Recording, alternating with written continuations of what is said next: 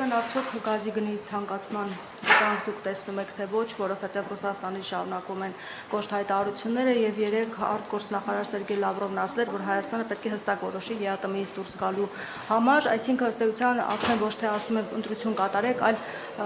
դրել են, որպեսզի մենք արդեն իսկ որոշումը կատարենք, այսինքն հստակ հայտարարություն են հնչել։ Ինչ գործողություններ են հաջորդելու եւ արդյոք գազի գնի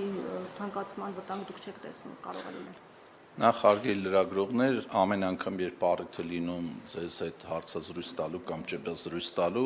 դուք պարբերաբար ինձ տալիս եք հարցեր, որոնք ենթադրում են քաղաքական պատասխաններ,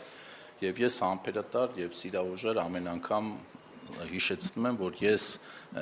քաղաքական մեկնաբանություններ կամ քաղաքական գնահատականներ տալու իրավասություն չունեմ ի պաշտոնե եւ հետեւաբար ձեր տրված հարցին քաղաքական մեկնաբանություն չեմ կարող տալ, բայց խոսելով այն երևույթի մասին, թե ինչ տեղի կունենա, եթե հանկարծ գազի գինը թանկանա Հայաստանում, այդ մասով հետեւյալ մեկնաբանությունը կարող եմ անել, որ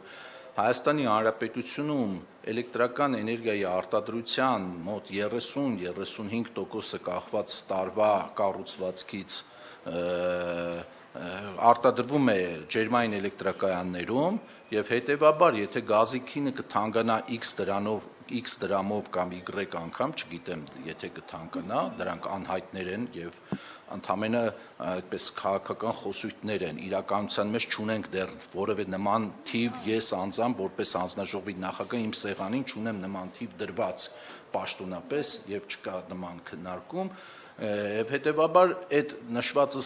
տոկոսի չափով ազդեցությունը էլեկտրական էներգիայի արտադրության սակագնի վրա բնականաբար կլինի բացասական, բայց անցած անգամ մեր հանդիպումներից մեկի ժամանակ ես եւս այդ մասին հայտնեցի իմ կարծիքը որպես ՀՀ քաղաքացի, որ աշխարհացունց բան այնուամենայնիվ դրանից տեղի չի ունենա,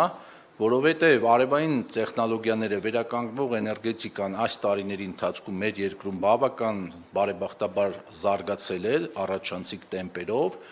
եւ միայն արդեն արևային կայանների գոյությունը մեր իրականության մեջ մեզ կապահովի 92, 93, 94 թվականների ծանր էներգետիկական կրիզիսի պատկերը ունենալուց։ Այո, անցումային փուլում եթե կլինի գազի թանկացում, որոշակի դժվարություններ ենթադրաբար կլինեն, բայց դա չի լինի այն ձեր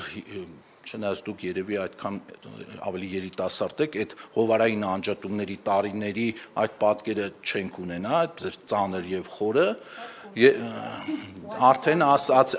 ասացի, որ անհետևանք դա չի կարող լինել, անցումային որոշակի դժվարություններ կլինեն, բայց դա չի լինի, այսպես ասած, որ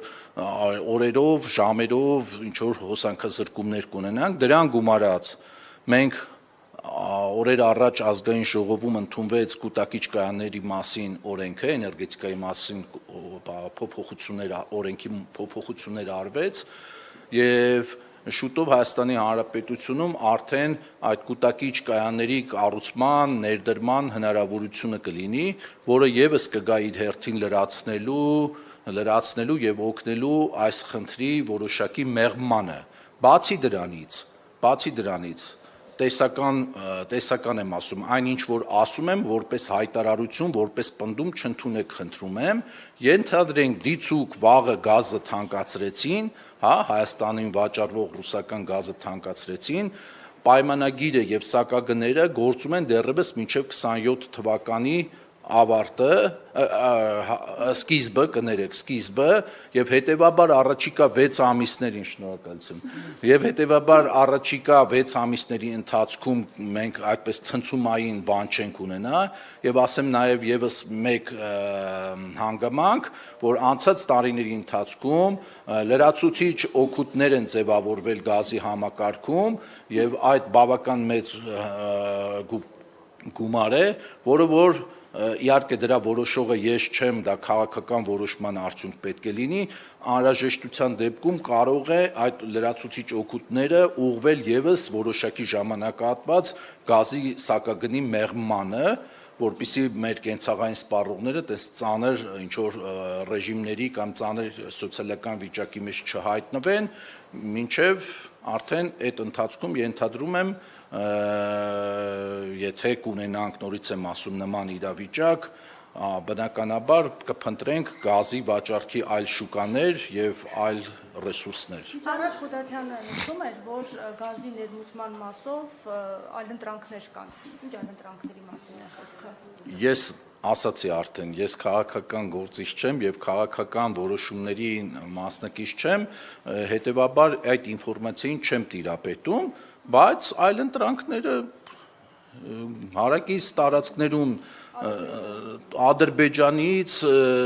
Թուրքմենստանից, չգիտեմ, Պարսկստանից, բոլոր այն հնարավոր երկրները, ովքեր որ գազ են վաճառում եւ ենթակառուցվածքները թույլ են տալիս, որ մենք այդ երկրներից գազ գնենք, բնականաբար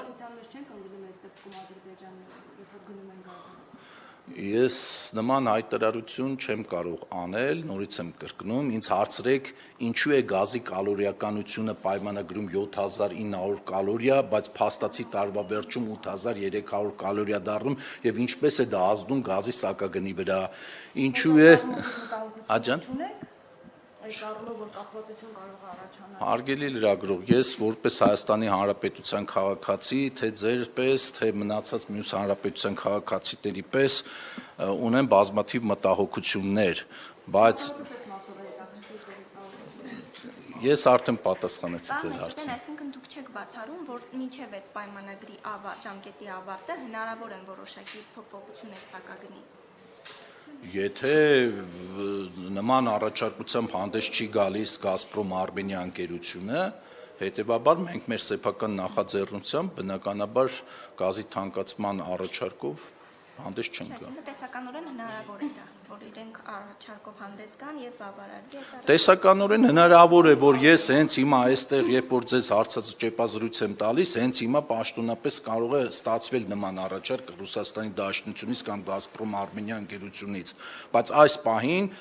որևէ նման առաջարկ չկա եւ հետեւաբար բոլոր մեր խոսակցությունները մնում են ենթադրությունների դաշտում։